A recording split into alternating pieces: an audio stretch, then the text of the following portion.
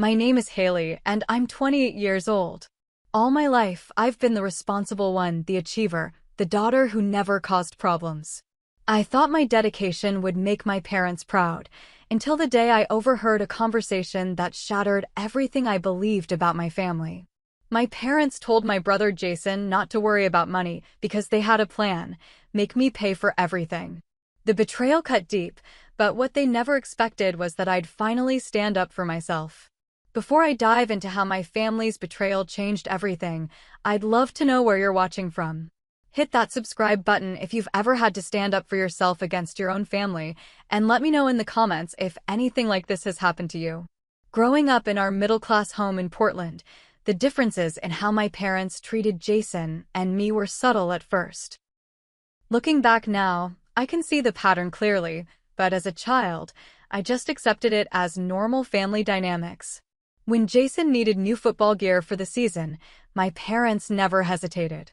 The best cleats, premium pads, even private coaching when he struggled with his throwing technique. Meanwhile, I wore hand-me-downs from my cousin and used secondhand textbooks for my advanced placement classes. My parents would say, "Haley, you understand, don't you? Your brother needs this equipment to stay safe." I always nodded, always understood. The disparity extended beyond material things. My parents attended every single one of Jason's games, from Pee-wee football to high school varsity, rearranging work schedules and canceling appointments to cheer from the bleachers. But when I competed in academic decathlons or had important debate tournaments, they'd often miss them due to work commitments or prior engagements. I remember winning the state science fair in 10th grade and looking out at the audience, finding only my chemistry teacher there to congratulate me. I was the straight-A student, president of the science club, editor of the school newspaper, and volunteer at the local animal shelter. Jason maintains the averages, just enough to stay eligible for sports. He was popular and athletic, though not exceptional enough for college scholarships. When I'd bring home perfect report cards, my mother would nod and say, "That's nice, honey. You're naturally good at school." But when Jason managed to pull a B- in English, they'd celebrate with dinner at his favorite restaurant. The justifications were always the same: boys need more support and encouragement, or your brother struggles more than you do, or my father's favorite, "You don't need the praise, Haley. You know you're smart." So I accepted their explanations and pushed myself harder, thinking that maybe one day, with enough achievements, they'd show the same enthusiasm for my accomplishments as they did for Jason's mediocrity. At 16, I got my first job at the local library, shelving books after school and on weekends. I needed money for SAT prep books, college application fees, and the business casual clothes required for debate competitions.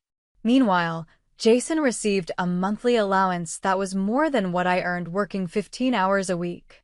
When I asked about the discrepancy, my mother said, "Jason needs to focus on football. You're already so responsible with money, Haley." By 17, I was paying for my cell phone bill, all my clothes, and saving for college.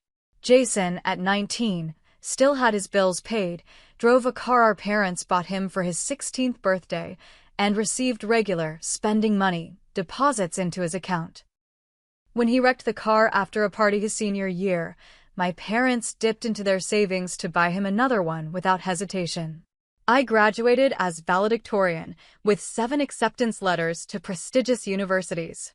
My parents attended graduation, of course, but spent most of the event talking about Jason's upcoming football camp rather than my achievements or future plans. At the family celebration afterward, my father raised a toast to Haley, who never gives us anything to worry about, and to Jason, who we know is going to find his path soon. The summer before college, I worked 2 jobs, mornings at a coffee shop and evenings at the library. I was determined to have an emergency fund before leaving for university. Jason spent that same summer playing video games and hanging out with friends, occasionally picking up shifts at my uncle's construction company when he needed extra cash, but quitting whenever the work became too demanding. When August came, I left for the University of Washington on a full academic scholarship I'd earned through countless late nights studying and perfect SAT scores. My parents drove me to campus, helped unload my carefully budgeted dorm supplies, and left after lunch to get back home for Jason's football scrimmage. As their car pulled away, I stood on the steps of my residence hall, alone among hundreds of other freshmen surrounded by their families, and realized this moment perfectly symbolized my place in our family, an afterthought. I called home twice a week that first semester, dutifully reporting my straight A's and my part-time job at the campus bookstore. My parents always sounded distracted, eager to tell me about Jason's latest party or the new gaming system they'd bought him to help him relax after he'd failed 2 classes his first semester at community college. By Christmas break, Jason had dropped out of community college entirely. Rather than expressing disappointment, my parents announced they'd help him apply to Westfield University, a private college known more for its social scene than academics. He needs a fresh start, my mother explained over holiday dinner. Community college wasn't the right environment for him to thrive. I returned to university with a renewed determination to become completely self-sufficient. I added a finance minor to my business major, increased my work hours, and applied for every scholarship and grant available. I wasn't just building a future anymore, I was building an escape. My college years at the University of Washington were a blur of lectures, library study sessions, and part-time jobs. My academic scholarship covered tuition and basic fees, but everything else came from my own pocket. I worked 20 hours a week at the campus bookstore, plus weekend shifts at a local cafe. During summers, I took on full-time internships that paid just enough to cover my living expenses while building my resume. Meanwhile, Jason was thriving in his own way at Westfield University, where our parents paid the hefty $45,000 annual tuition without complaint. When I expressed surprise at their willingness to spend so much on a school with a mediocre academic reputation, my father explained, "It's not just about the education, Haley. It's about the connections he'll make. That's how business works in the real world." I wanted to point out that I was making my own professional connections through academic excellence and internships that I'd secured through competitive applications, but I swallowed the comment. This was a familiar pattern, different standards, different expectations. During my sophomore year, I called home excited about landing a competitive summer internship with a Seattle financial firm. My mother listened politely for about 2 minutes before interrupting. "That's nice, honey, but let me tell you about Jason's spring break trip." His fraternity rented a beach house in Cancun, and he met a senior whose father works on Wall Street. That same year, I received an email from my father asking if I could contribute to Jason's emergency fund. He'd overspent his monthly allowance and needed $800 to cover fraternity dues. I was surviving on ramen and working double shifts to afford textbooks, but the lifetime habit of responsibility to my family was hard to break. I sent $200, half my meager savings, with a note suggesting Jason look into part-time work. My father thanked me but dismissed the job suggestion. Jason needs to focus on school and networking right now. By junior year, the disparity was impossible to ignore. I maintained a 3.9 GPA while working, volunteering, and serving as treasurer for the Business Students Association. Jason was on academic probation after barely passing his classes, had changed his major 3 times, and according to his social media, spent most weeknights at bars and house parties. During a rare visit home, I discovered my parents had been paying for a private tutor to help Jason pass his basic requirements. The tutor cost $75 per hour, 3 times a week. When I mentioned that I was having difficulty affording my professional wardrobe for interviews, my mother suggested I check out thrift stores and reminded me how resourceful I'd always been. Senior year brought more of the same. I secured a prestigious internship that turned into a job offer from Anderson Financial Group, complete with a signing bonus and relocation package. When I called with the news, my parents seemed genuinely happy for me, but quickly turned the conversation to Jason's latest challenge.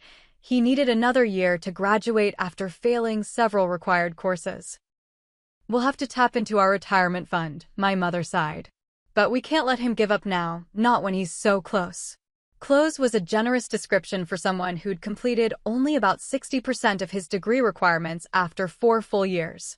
I graduated with honors, my name called among the top 10 business students in my class. My parents and Jason attended the ceremony, though Jason spent most of it texting and my parents left immediately after to get him back for a fraternity event.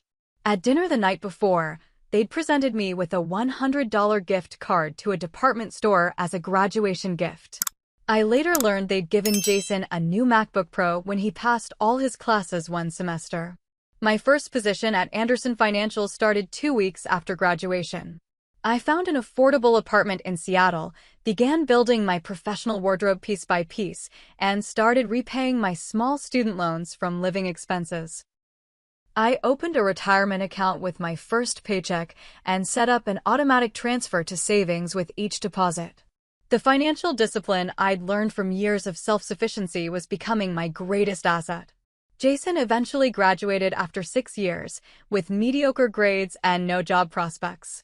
Our parents hosted an extravagant graduation party, inviting extended family and friends to celebrate his perseverance. They gave him a luxury watch that I later discovered cost nearly $5,000. At the party, relatives kept asking him about his job search. He laughed it off. "I'm taking some time to find the right fit. No point rushing into something that isn't perfect, right?" My parents nodded approvingly at this, while I bit my tongue, remembering how I'd accepted a barista position the same day I'd been rejected from my top internship choice, determined to never ask my parents for money. After graduation, Jason moved back home while exploring his options. My parents converted their home office into what they called his transition apartment, complete with a new TV and sound system to make him comfortable during this stressful time. When I visited for Thanksgiving, I discovered they were not only providing free housing, but also covering his car insurance, cell phone, and giving him spending money for what my mother called networking events. But Jason's social media revealed to be bar crawls with his fraternity brothers. The contrast between our post-graduation experiences was stark. I was working 50-hour weeks, carefully budgeting every expense, and steadily building my savings and professional reputation. Jason was sleeping until noon, playing video games, and occasionally going on interviews for positions he was unqualified for, always finding reasons why they weren't the right culture fit. During a family dinner that Christmas, my parents announced they were investing in Jason's future by helping him start a business. My father proudly explained they'd help him launch a sports merchandise website targeting college alumni.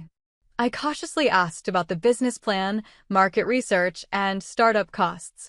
My questions were dismissed as negativity. "Not everything needs spreadsheets and 5-year projections," Haley, my father said. "Sometimes you need to take risks to succeed." I offered to review their business plan using my financial training, even volunteering to connect Jason with a client who specialized in e-commerce startups. My mother patted my hand condescendingly. "That's sweet, honey, but Jason and your father have this under control. They understand the market they're targeting." Later that evening, I overheard enough to realize they were liquidating $50,000 from their retirement account to fund this venture. When I expressed concern about the tax penalties and risk, my father became defensive. "We believe in your brother. Why can't you?" The familiar guilt trip worked as it always had. I apologized and retreated, silently calculating how this decision would impact their retirement timeline and wondering if they'd ever make a similar investment in my career.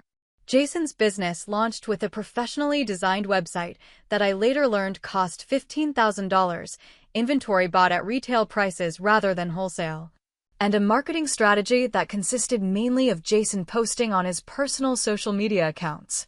As someone with actual business training, I could see the inevitable failure approaching, but my input remained unwelcome. 8 months later, the business collapsed with less than $10,000 in total sales. The inventory sat in my parents' garage, the website subscription fees continued to drain their credit card, and Jason had already moved on mentally, talking about his new interest in becoming a personal trainer. I only learned about the full financial damage through a chance conversation with my mother's sister at a family wedding. "It's such a shame about your parents covering Jason's business debts," she said. $65,000 is a lot to lose at their age.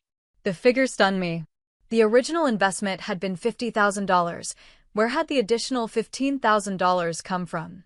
Further discreet questioning revealed Jason had taken out business credit cards that my parents had co-signed, then maxed them out on business expenses that, based on his Instagram, seemed to include concert tickets, restaurant meals, and a weekend trip to Las Vegas for vendor meetings.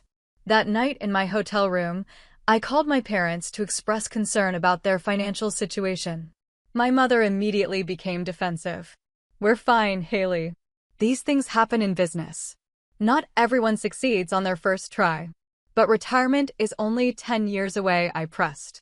"That's a significant setback." "We'll manage," my father said shortly. "Your brother is going through a difficult time right now. The business failure has been very hard on him." I bit back the observation that it seemed to be much harder on their bank account than on Jason, who was already planning his next venture, a sports podcast that would definitely attract sponsorship money once it went viral. The call ended with the familiar pattern, my legitimate concerns dismissed, Jason's feelings centered, and my parents' financial decisions deemed off-limits for discussion. I hung up feeling a familiar mixture of frustration, worry, and resignation. What I didn't know then was that this pattern was about to reach its breaking point, and the most painful betrayal was yet to come. 5 years after graduation, my career trajectory could not have been more different from my brother's path. I had worked my way up from financial analyst to senior advisor at Anderson Financial Group, managing a portfolio of high-net-worth clients and earning performance bonuses that had doubled my starting salary. My reputation for meticulous analysis and client satisfaction had earned me features in company newsletters and an expanded office on the 24th floor with views of the Seattle skyline. I had moved from my starter apartment to a modern one-bedroom condo that I'd purchased with a carefully saved down payment. My retirement accounts were growing steadily. I maintained an emergency fund with 6 months of expenses, and I was beginning to explore investment properties as a secondary income stream. At 28, I was exactly where I'd planned to be professionally and financially. Jason, on the other hand, had cycled through 7 different jobs in the same time frame. After his failed merchandise business, he'd worked briefly as a bartender before deciding the hours were too demanding. He'd spent 3 months at an entry-level marketing position, but quit because his boss was too controlling about arrival times. He'd tried pharmaceutical sales, but couldn't meet the quota, personal training, but couldn't attract clients, and real estate, but couldn't pass the licensing exam after 3 attempts. Between each job failure, he returned to our parents' home, where he was welcomed without conditions or expectations. Each time, my parents covered his expenses until he found the next opportunity. They paid his car insurance when it lapsed, covered his credit card minimums when he forgot, and once paid $3,000 to a former roommate when Jason moved out without paying his share of the rent and utilities. I learned about most of these financial rescues during my monthly phone calls with my mother, who would casually mention them as if they were normal parental duties for a son approaching 30. "Your brother is finding himself," she would explain when I expressed concern. "Not everyone discovers their passion as early as you did, Haley." During a rare weekend visit home, my parents announced over dinner that they were helping Jason start another business. This time, it would be a fitness coaching service targeting former college athletes. My father explained with enthusiasm how they were investing $35,000 to help with certification programs, website development, and initial marketing. "We're using some of our home equity," my mother added. "The interest rates are so good right now." I nearly choked on my water. They were borrowing against their home, their primary asset, to fund another of Jason's ventures? Before I could formulate a response, Jason jumped in with his business projections, clearly inflated and based on best-case scenarios that assumed immediate client acquisition and retention. Drawing on my professional experience, I gently suggested some market research and a phased approach to minimize initial investment. Maybe start with a few clients while keeping a stable job, then scale up as demand proves the concept? I offered. Jason's face darkened. "Not everyone wants to play it safe all the time, Haley. Sometimes you have to go all in to make it big." My father nodded approvingly. "Your brother has vision. Sometimes you need to take risks to get ahead. I bit my tongue, resisting the urge to point out that calculated risks based on research and data were different from repeatedly gambling with retirement funds. Instead, I offered to connect Jason with some of my colleagues who specialized in small business development. My offer was politely declined. The fitness coaching business launched with expensive branding, a premium website, and Jason posting daily motivational content wearing logo emblazoned athletic wear that I later learned had cost over $2,000. Despite the social media appearance of success, the reality became clear when I visited 6 months later and found boxes of unused promotional materials in my parents' garage and Jason talking about his new interest in becoming a sports commentator. The coaching business had attracted exactly 3 clients, all friends who had signed up for discounted packages and then quietly stopped attending sessions. The certifications my parents had paid for went unused, the website they'd funded featured outdated content, and the projected income never materialized. What did materialize, however, was another significant financial loss that my parents absorbed without holding Jason accountable. I discovered through casual conversation that they had taken out a second mortgage on their home to cover not just the business startup costs, but also to pay off Jason's accumulated credit card debt and fund a mental health trip to Hawaii after the business failed to gain traction.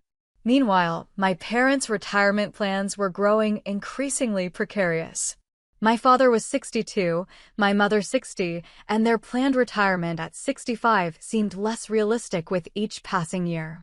During phone calls, they began making subtle comments about healthcare costs and housing prices, noting how their friends were moving in with adult children as they aged.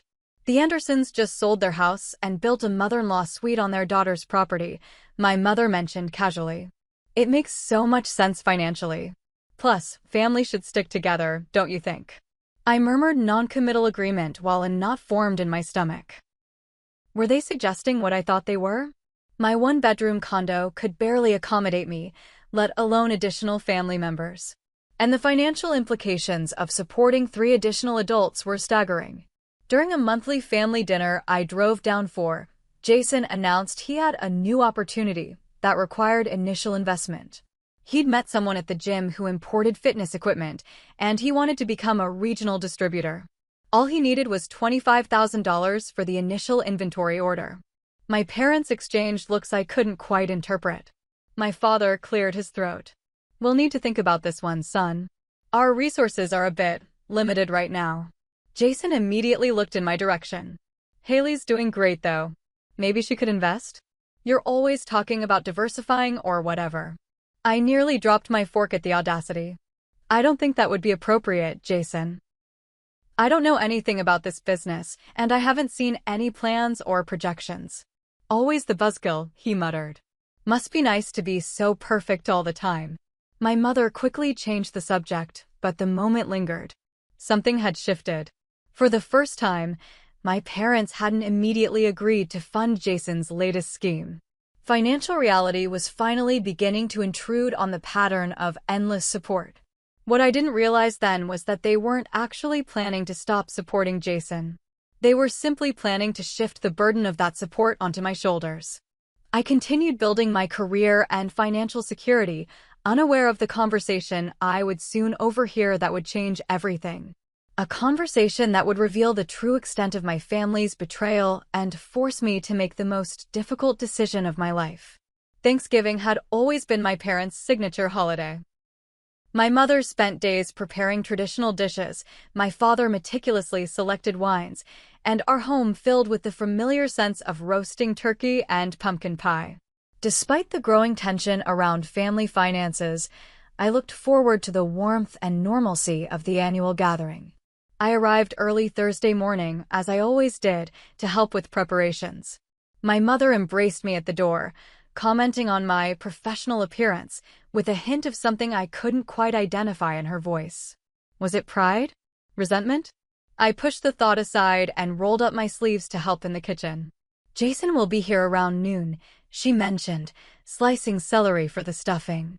"He's been staying with us again. The apartment situation didn't work out." I nodded, unsurprised. Jason had moved into a luxury apartment building 3 months earlier, despite having only part-time work as a gym assistant. The math hadn't made sense then, and apparently, reality had caught up with him. "Dad's in the study finishing up some work," my mother continued. "Why don't you go say hello while I finish up here?" I wiped my hands and headed toward the study, eager to see my father. As I approached the partially closed door, I heard muffled voices. My father and Jason were having what sounded like an intense conversation. I paused, not wanting to interrupt. "I just don't understand why they denied the loan," Jason was saying, his voice tight with frustration. "It wasn't even that much money." "Son, we've gone over this," my father replied, sounding weary. "Your credit score is below 600 after the business debts and the apartment eviction. No bank will approve you for a significant loan right now. But what about retirement? What about when you guys need healthcare and stuff?" Jason asked, and I froze in place. "I'm not in a position to help financially. I'm still trying to get established." There was a pause, and then my father's voice, suddenly lower and conspiratorial. "Don't worry about money for retirement or healthcare costs. We have a plan." "What plan?" Jason asked. My mother's voice surprised me. I hadn't realized she had joined them in the study. "Haley makes good money. We'll make her pay for everything when the time comes." The words hit me like a physical blow. I gripped the hallway wall for support, blood rushing in my ears. "She's always been the responsible one," my father continued. "She won't let us struggle. We've been setting the expectation for years that family takes care of family. And she's doing so well with that finance job," my mother added. "6 figures already, from what I gathered from that award announcement she sent us. That's more than enough to support us and help you if you need it." Jason's laugh, relieved and slightly smug, made my stomach turn. "The family ATM, huh? I guess all that boring responsibility stuff finally pays off for someone besides her." "She owes us," my father said in a tone I'd never heard him use before. "After all we've done, raising her, supporting her." "Supporting her?" Jason scoffed. "She's been supporting herself since she was 16. That was her choice," my mother replied dismissively. "She always wanted to be independent. Now that independence can benefit the whole family." I stood frozen, unable to process what I was hearing.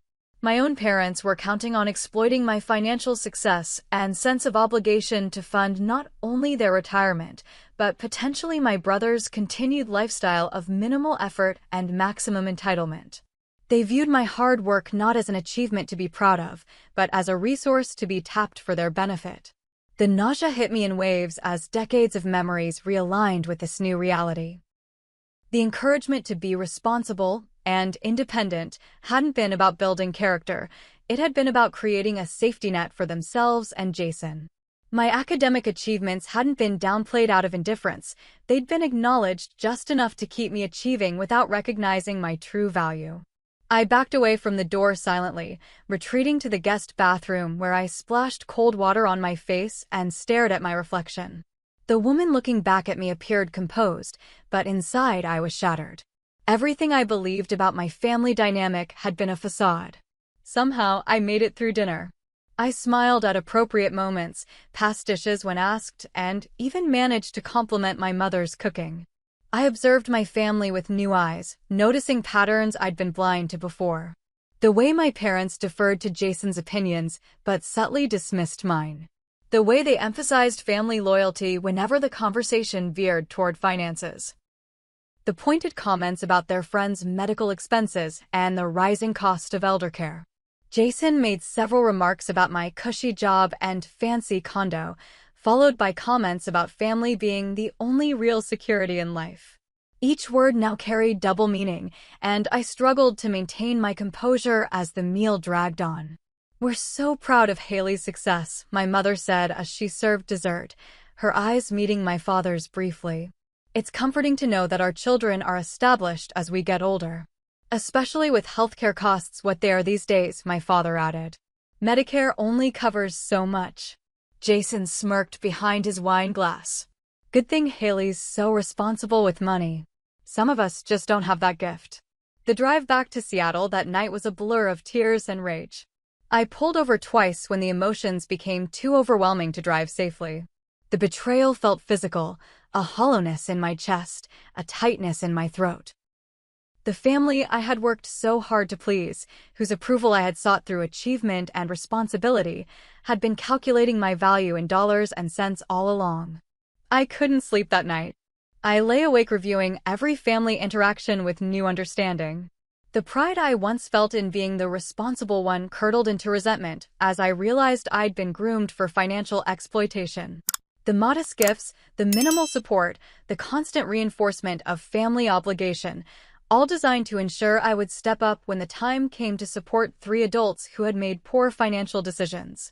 By morning, exhausted but clear-eyed, I knew I needed to protect myself. The family dynamic wasn't going to change unless I changed it. The painful truth was that I had been valued not for who I was, but for what I could provide. And as that reality settled into my consciousness, I began to formulate a plan. I would not confront them immediately.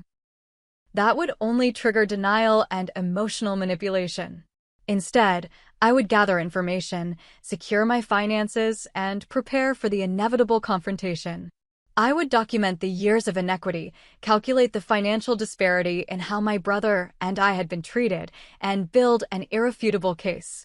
Most importantly, I would begin the painful process of disentangling my sense of self-worth from my family's approval. The revelation of their true intentions was devastating, but it also offered a strange kind of freedom. If their love was conditional on financial support, was it really love at all? As the sun rose over Seattle, I made a promise to myself. I would never allow my family to drain away the security I had built through years of hard work and sacrifice. I would establish boundaries that protected my financial future and my emotional well-being. And I would confront the painful truth that the family I thought I had existed only in my imagination. The path ahead would be difficult, but for the first time, I would be walking it with open eyes. The week after Thanksgiving passed in a fog of emotional turmoil. I went through the motions at work, maintaining my professional demeanor while internally processing the magnitude of my family's betrayal.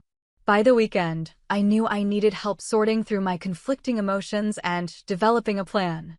I scheduled an appointment with Dr. Melanie Chin, a therapist I'd seen briefly after a difficult breakup 2 years earlier. In her calm office overlooking Pike Place Market, I recounted the conversation I'd overheard and the lifetime of patterns that suddenly made sense in its context. What you're describing sounds like financial exploitation within a family system, Dr. Chin said carefully after listening to my story.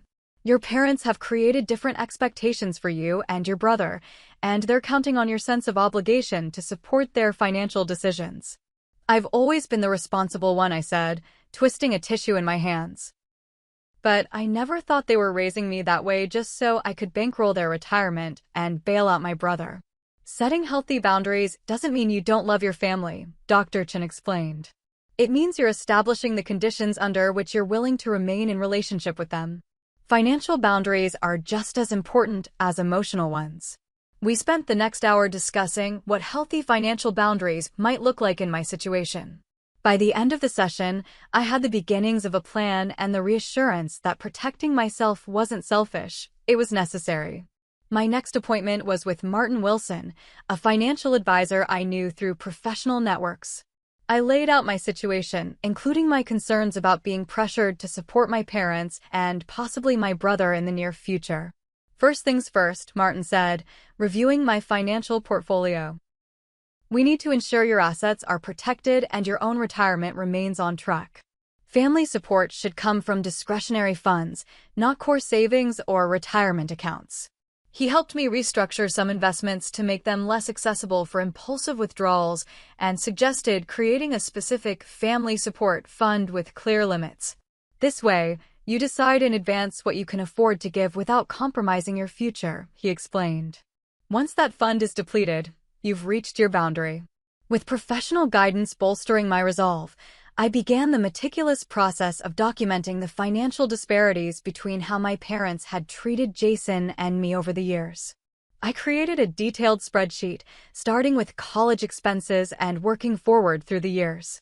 The numbers were staggering. Conservative estimates showed my parents had spent over $300,000 on Jason's education, failed businesses, and ongoing support.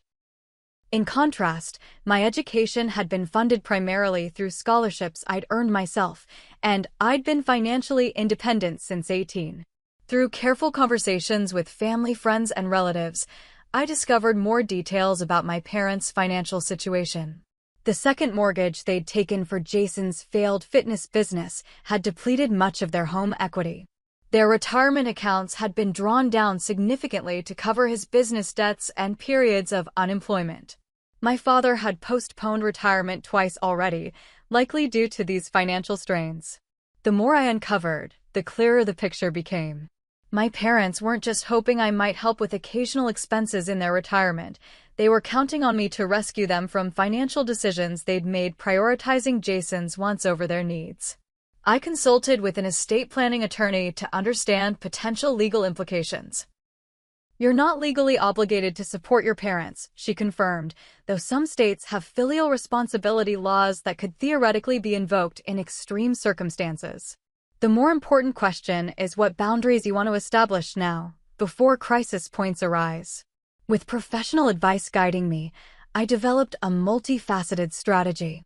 First, I secured my financial independence by opening new accounts at a different bank and updating all my passwords and security questions. I reviewed my will and medical directives, removing my parents as primary decision-makers. I froze my credit to prevent unauthorized applications and set up alerts for any changes to my accounts. Next, I began building what I privately called my exit fund, money set aside specifically to execute whatever changes became necessary after confronting my family. This might mean relocating, additional therapy, or simply having a financial buffer if family relationships deteriorated. I researched job opportunities in other cities, reaching out to professional contacts and updating my resume. Not because I planned to leave Seattle immediately, but because having options would give me the strength to stand firm when the inevitable confrontation occurred. Throughout this preparation phase, I maintained normal contact with my family. Monthly dinners continued, though now I observed with painful clarity the patterns I'd previously missed. My mother's casual mentions of friends moving in with adult children. My father's pointed questions about my investment strategies and savings rate. Jason's increasingly entitled attitudes about my financial success. "Must be nice having all that disposable income," he commented during one dinner after I mentioned a weekend hiking trip. "Some of us have to count every dollar."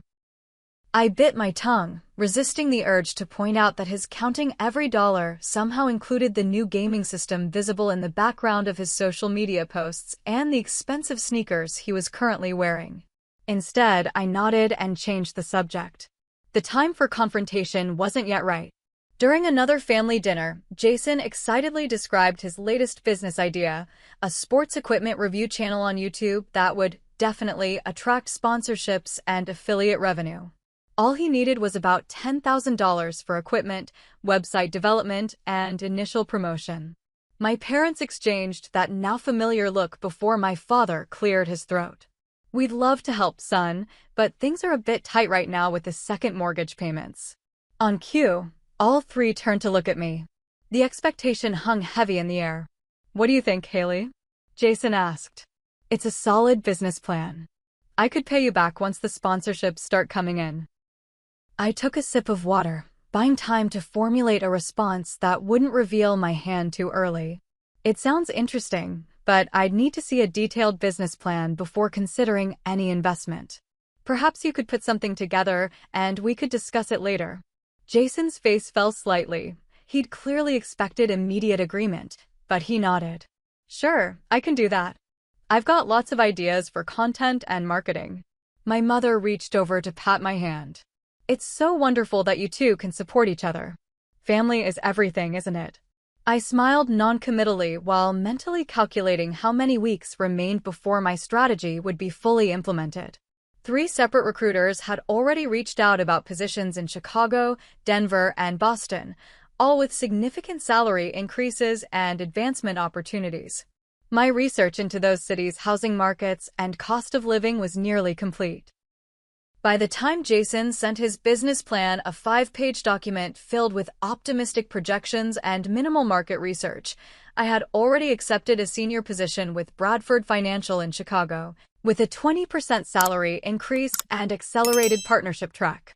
I had placed a deposit on a downtown apartment and scheduled movers for the end of the month.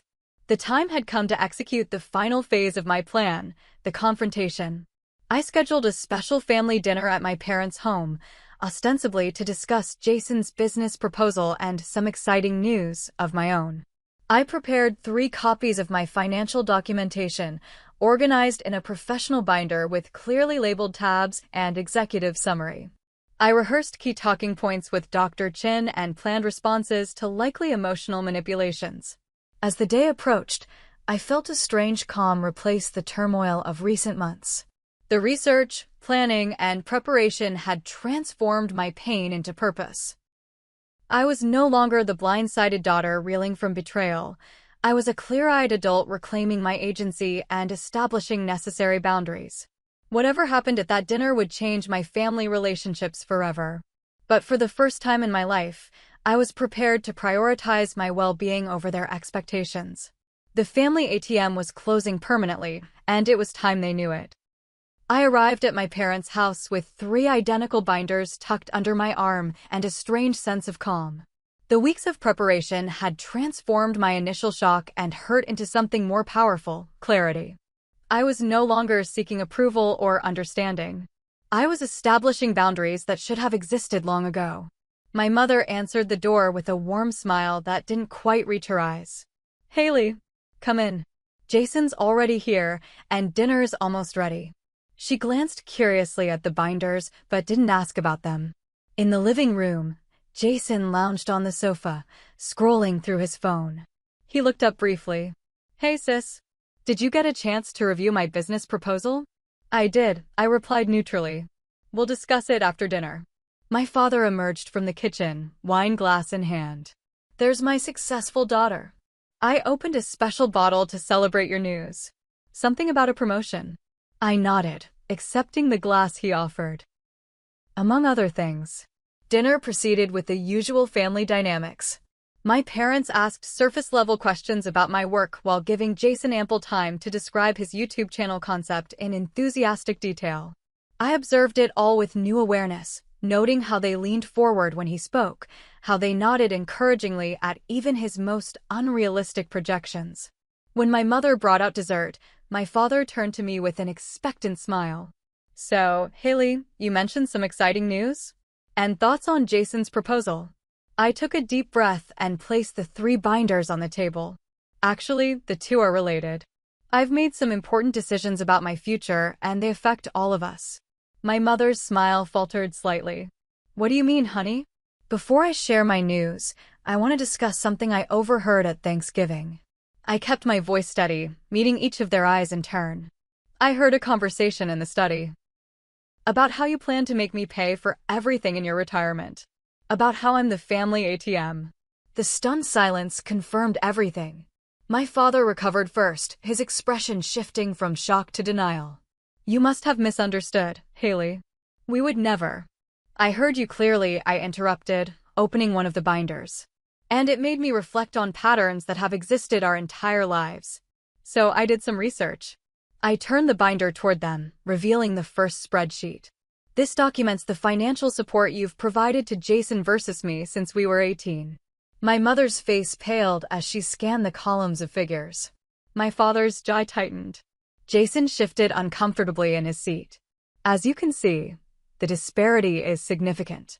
Conservative estimates show you've spent over $300,000 supporting Jason through college, failed businesses, and personal expenses. Meanwhile, I've been self-sufficient since high school." "That's different," my mother protested weakly. "Jason needed more help.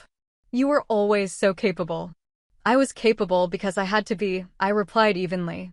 "I wasn't given the option of multiple chances and financial bailouts. And now I've discovered you expect me to fund not only your retirement, but potentially Jason's ongoing lifestyle as well." "Now wait just a minute," my father began, his voice rising defensively. "We've supported both our children as best we could. We've always been there for you. Have you? I flipped to the next section of the binder. This details every major life event where parental support would be customary. My college graduation gift was a $100 gift card. Jason received a $5,000 watch. My first apartment? I paid the security deposit from my savings. Jason's first apartment? You paid the deposit, first 3 months' rent, and furnished it. Jason's face flushed with anger. This is ridiculous. You're just jealous because... I'm not jealous, Jason. I'm establishing boundaries.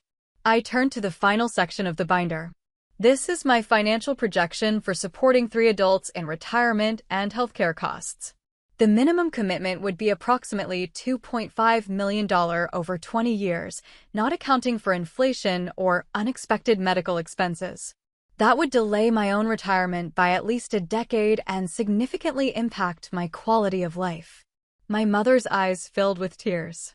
Haley, we're your parents. Family takes care of family. You wouldn't just abandon us, would you? The emotional manipulation was so predictable it almost made me sad. I'm not abandoning anyone. I'm declining to be exploited. There's a difference. My father's expression hardened. That conversation you overheard was just talk. We were reassuring Jason. We didn't mean. You meant every word, I interrupted calmly. And it revealed the truth about how you view me, not as a daughter to be proud of, but as a resource to be tapped. A safety net for poor financial decisions. That's not fair, my mother cried. We love you. I believe you do, in your way, I acknowledged. But love shouldn't come with a price tag. Which brings me to my news. I closed the binder and met their eyes directly. I've accepted a senior position with Bradford Financial in Chicago. I'm moving at the end of the month. The announcement landed like a bomb. My mother gasped. My father stared in disbelief.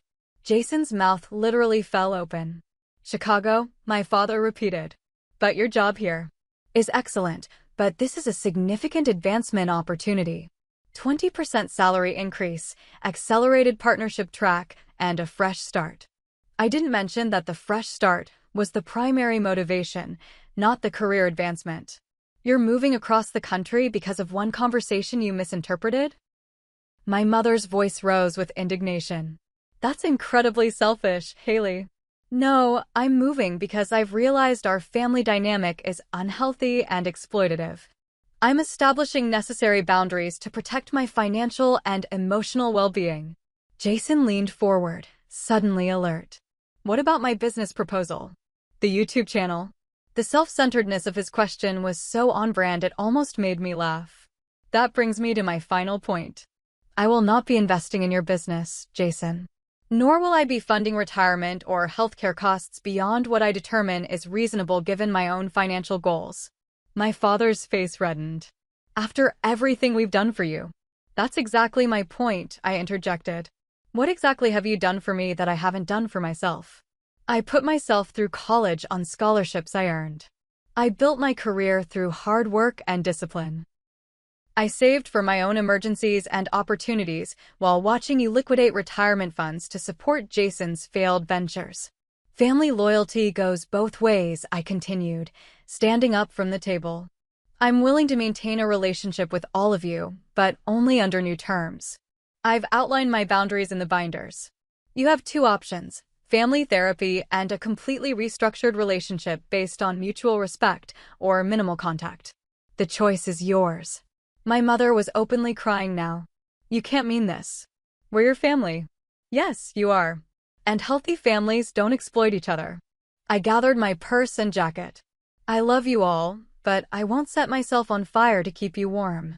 Especially when you've spent years stockpiling your own matches and kindling. This is about money? Jason scoffed, though his voice lacked conviction. How materialistic can you get? No, Jason. This is about respect, fairness, and boundaries. Things this family has lacked for a very long time. I moved toward the door. Call me when you're ready to discuss rebuilding our relationship on healthier terms. Until then, I'll be focusing on my move. I left them sitting at the table, surrounded by binders of evidence they couldn't refute. The drive home was emotionally exhausting, but strangely freeing. For the first time in my life, I had prioritized my well-being over their expectations. The guilt I had anticipated feeling was overshadowed by an unexpected sense of liberation. The aftermath unfolded predictably.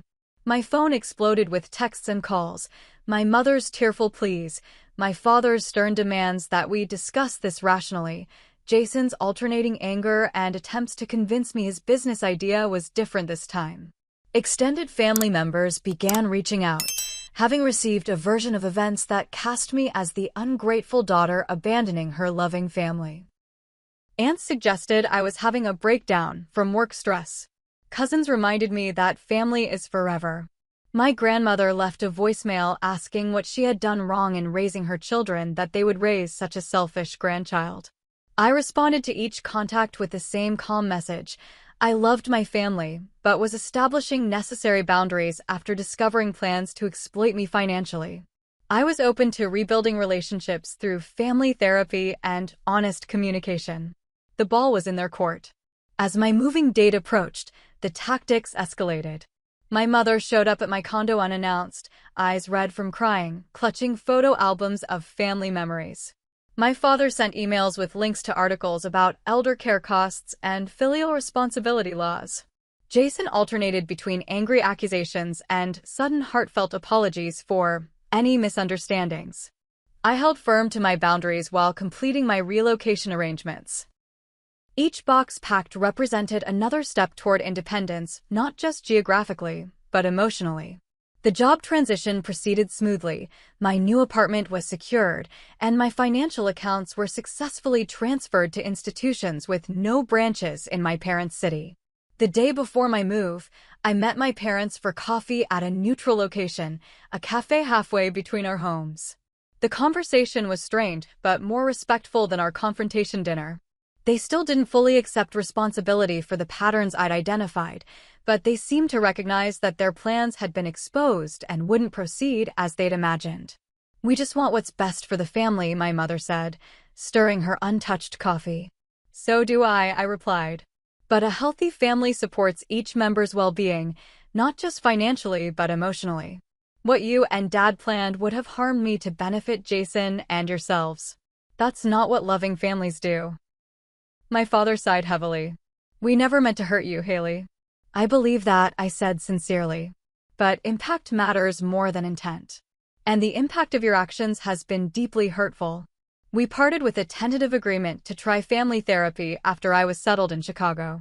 It wasn't the warm reconciliation part of me had hoped for, but it was realistic. Decades of unhealthy dynamics wouldn't change overnight. As the movers loaded the last of my belongings the next day, I stood in my empty condo, reflecting on the journey of the past few months. The pain of betrayal remained, but it was now accompanied by something stronger: self-respect.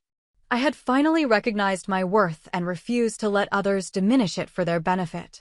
The family ATM had closed permanently, and in its place stood a woman who understood that true love never comes with a price tag. 1 year after moving to Chicago, I stood by the floor-to-ceiling windows of my downtown apartment, watching snowflakes swirl against the backdrop of the illuminated skyline. The city that had initially been an escape had become a true home, a place of personal and professional rebirth. My position at Bradford Financial had exceeded expectations. Within 6 months, I'd been assigned a portfolio of high-net-worth clients who appreciated my analytical approach and transparent communication. My team had recently completed a complex merger that earned commendations from the senior partners and positioned me for the promotion track I'd been promised.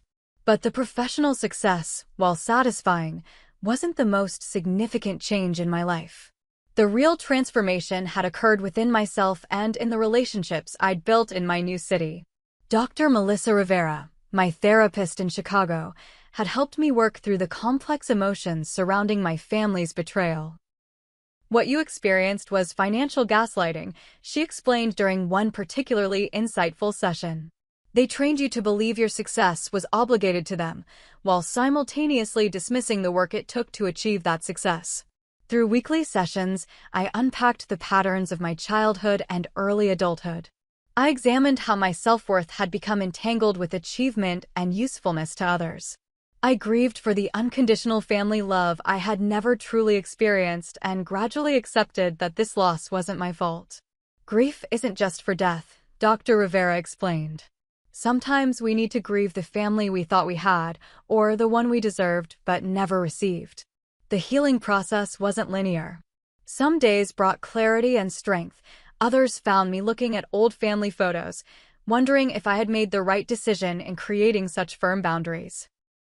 But with each passing month, the painful grip of betrayal loosened, replaced by a growing sense of self-compassion and inner peace. My social circle in Chicago evolved organically, beginning with colleagues who invited me to weekend brunches and book clubs. Unlike the performance-based relationships of my past, these connections formed around shared interests and mutual respect rather than what I could provide or achieve. Sarah, a financial analyst from my department, became a particularly close friend after we discovered a shared passion for hiking and outdoor photography. During a weekend trip to Starved Rock State Park, I found myself sharing the full story of my family situation, something I had previously discussed only with therapists. That took incredible courage, she said as we sat beside a waterfall, autumn leaves swirling around us. Standing up for yourself against your own family is one of the hardest things to do. Sometimes I still feel guilty, I admitted. Like maybe I overreacted. Sarah shook her head firmly.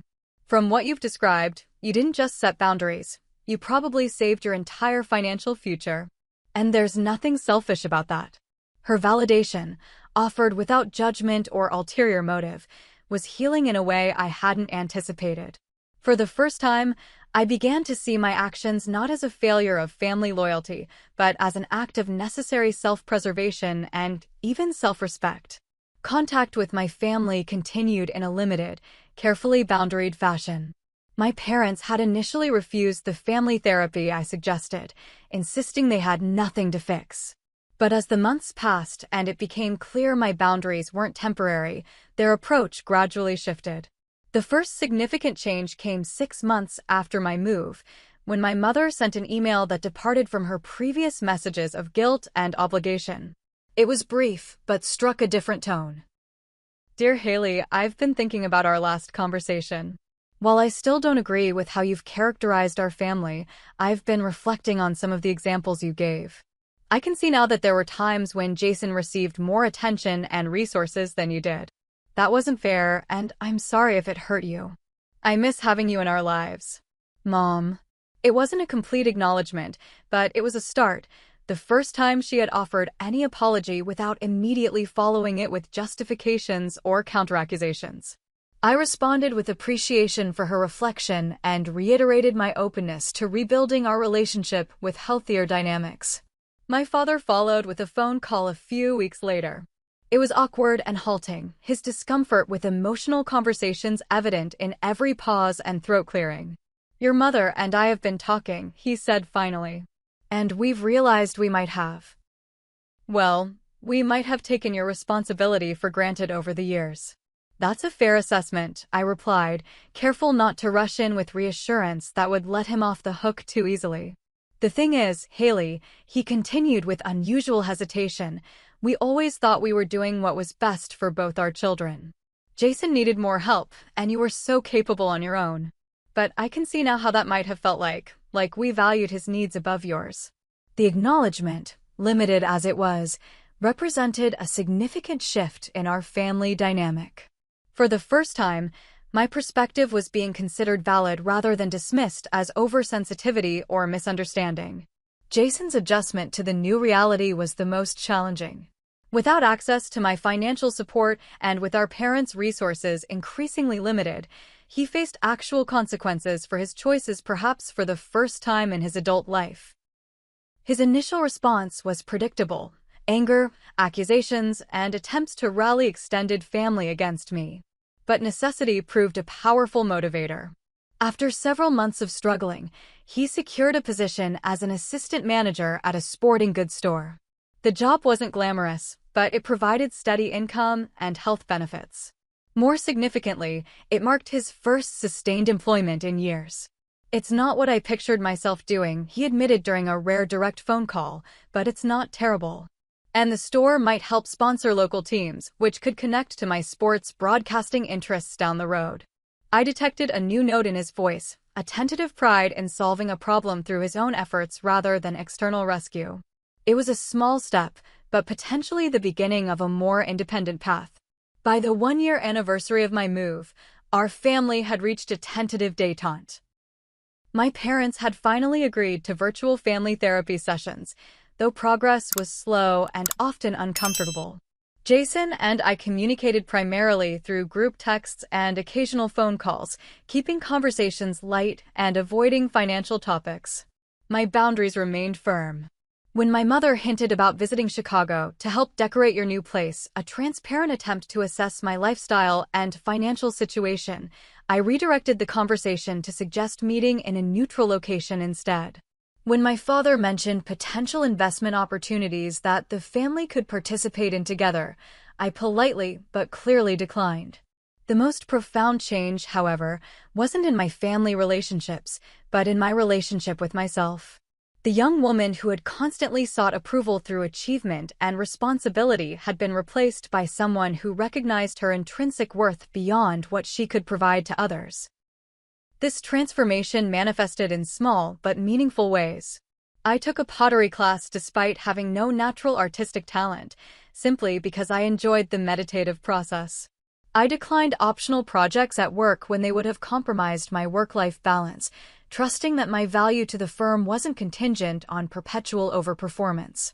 I dated without evaluating potential partners based on what my family would think of them. On a crisp October evening, as I hosted a small dinner party for my new friends in Chicago, I realized how profoundly my life had changed. Looking around at the faces of people who appreciated me for who I was, not what I could provide, I felt a deep sense of peace and belonging. Later that night, after my guests had departed, I received an unexpected email from my father. The subject line read simply, "Your grandmother's estate." With a familiar tension rising in my chest, I opened it, half expecting another attempt at financial manipulation. Instead, I found something surprising.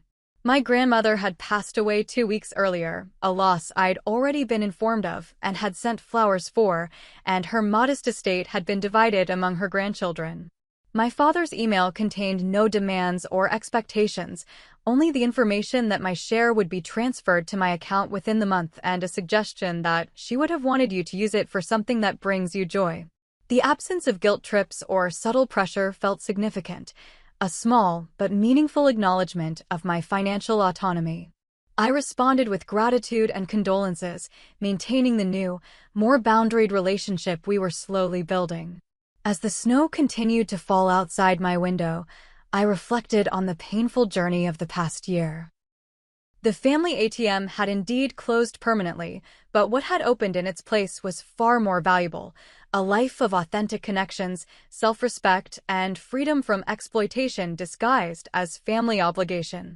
The path forward wouldn't always be smooth. Old patterns would resurface, boundaries would need reinforcement, and the grief for the family relationship I had longed for would occasionally return. But I had discovered a fundamental truth that would guide me through these challenges. Real family, whether biological or chosen, supports your growth rather than depleting your resources. Real love empowers rather than exploits. And sometimes, the most loving act you can perform is to say no to those who would use your strengths against you. I turned from the window and picked up my phone to respond to a text from Sarah about our planned weekend hike. As I typed, I smiled at the realization that I had built something in Chicago that my family had never provided: relationships based on mutual respect rather than utility. The family ATM had closed, but a full and authentic life had opened in its place. Have you ever had to set difficult boundaries with family members who took advantage of you? I'd love to hear your experiences in the comments below. Don't forget to like and subscribe if this story resonated with you, and share it with someone who might need encouragement to stand up for themselves. Remember, setting boundaries isn't selfish. It's an act of self-respect that ultimately creates the possibility for healthier relationships. Thank you for listening to my story, and I wish you the courage to protect your own worth, whatever that might look like in your life.